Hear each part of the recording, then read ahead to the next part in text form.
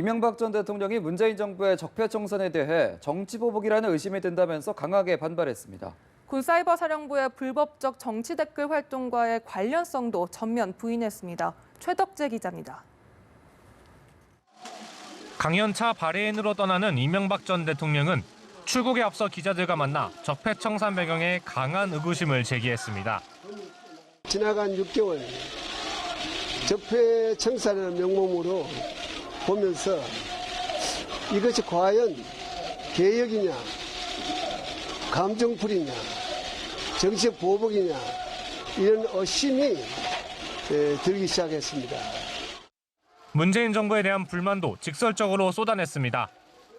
새로운 정부가 들어와서 오히려 모든 사회 모든 분야가 지금 갈등이 분열이 깊어졌다고 이렇게 생각해서 저는 많은 걱정을 하고 있습니다. 또 과거의 부정적인 것을 고치기 위해 긍정적인 측면까지 파괴해서는 안 된다며 정부 여당의 적폐청산 활동에 대한 부정적인 입장을 거듭 피력했습니다.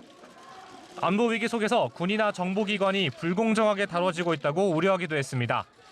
이 전 대통령이 공개석상에서 적폐청산에 대한 구체적인 심정을 밝힌 건 처음으로 검찰 수사의 칼끝이 자신을 정조준하고 있는 상황을 의식한 것이라는 해석이 나옵니다. 이동관 전 청와대 홍보수석은 이 전 대통령이 군과 정보기관의 댓글을 시시콜콜 지시한 적이 없다. 대한민국의 대통령이 그렇게 한가한 자리가 아니라며 이 전 대통령 지시서를 전면 부인했습니다. 또 문제가 된 댓글은 전체의 0.9%라며 그중 절반만 법원이 받아들여 0.45%의 진실이라고 주장했습니다. 연합뉴스TV 최덕재입니다. 이명박 전 대통령의 적폐청산 비판 발언에 대해 정치권 반응은 첨예하게 갈렸습니다. 여당은 이 전 대통령이 변명으로 일관하고 있다며 검찰 수사를 촉구했고 보수야당은 초법적 정치보복 행위를 중단하라고 주장하며 맞섰습니다. 계속해서 정영빈 기자입니다. 여당은 이명박 전 대통령의 이른바 공황성명을 즉각 비판했습니다. 집권 기간 동안 정보수사기관 등 권력기관을 총동원하여 불법을 자행한 이명박 대통령이 국민들께 사과하기는커녕 온갖 변명으로 일관하고 있습니다. 특히 이 전 대통령을 국정원과 군 사이버사령부 댓글 공작 등 각종 불법, 탈법 행위의 몸통이라고 지적하고 사법 처리가 불가피하다는 점을 명확히 했습니다. 국민의당도 이 전 대통령의 정치보복 주장을 적반하장이라고 일축했습니다. 책임 회피, 법적 책임이 없다는 해명 모두 국민들을 실망시키고 있습니다.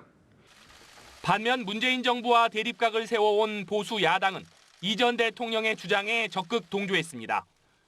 자유한국당은 적폐청산이 결국 여당의 부메랑이 되어 돌아올 것이며 국민도 등을 돌릴 수밖에 없다고 강조했습니다.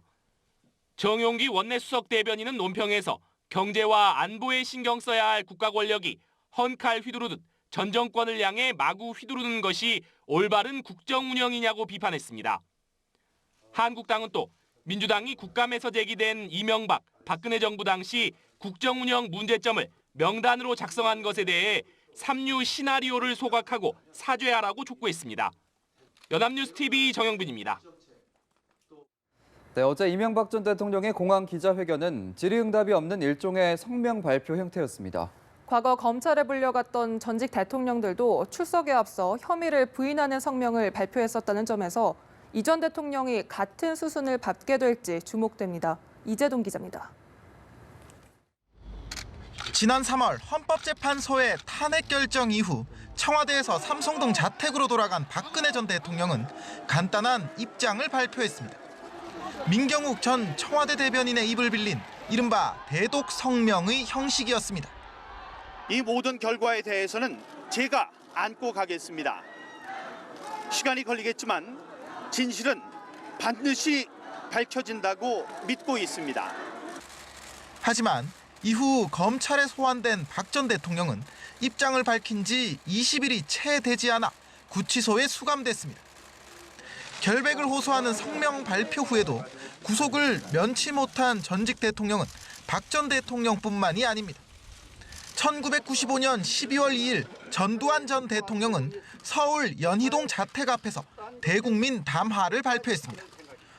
당시 12.12 군사 쿠데타와 5.18 민주화 항쟁 유혈 진압 등으로 검찰 소환을 통보받았지만 이를 정치적 탄압이라며 협조하지 않겠다는 내용이었습니다. 그럼에도 구속영장은 발부됐고 전 대통령 역시 성명 발표 하루 만에 안양교도소로 압송됐습니다. 자신의 턱밑까지 치고 들어온 검찰의 적폐청산 수사에 해외 출국을 앞두고 공항에서 정면 대응을 예고한 이 전 대통령. 검찰의 수사를 또다시 정치보복으로 규정한 전직 대통령의 운명에 관심이 쏠리고 있습니다. 연합뉴스TV 이재동입니다. 한편 재판까지 거부하며 배수의 진을 친 박근혜 전 대통령을 향해 검찰이 수사망을 다시 조여가고 있습니다. 청와대의 요구에 따라 국정원의 상납이 이루어졌다는 진술이 잇따르고 있기 때문인데 오늘은 이병기 전 국정원장이 조사를 받습니다. 정호윤 기자입니다. 지난주 남재준, 이병호 두 전직 국정원장이 피의자 신분으로 검찰 조사를 받은 데 이어 이병기 전 원장이 검찰에 출석합니다. 박근혜 정부에서 주일대사와 국정원장에 이어 대통령 비서실장까지 지낸 이 전 원장은 앞서 조사를 받은 두 사람과 마찬가지로 40억 원대 특수활동비를 청와대 주요 인사들에게 정기적으로 상납했다는 의혹을 받고 있습니다.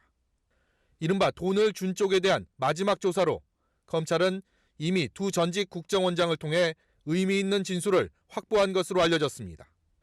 남 전 원장은 청와대의 요구에 따라 매달 5천만 원씩 돈을 갖다 바쳤다고 인정했고 이병호 전 원장 역시 이재만 비서관 등 문고리 3인방에게 매달 상납했다는 의혹을 일부 시인했습니다.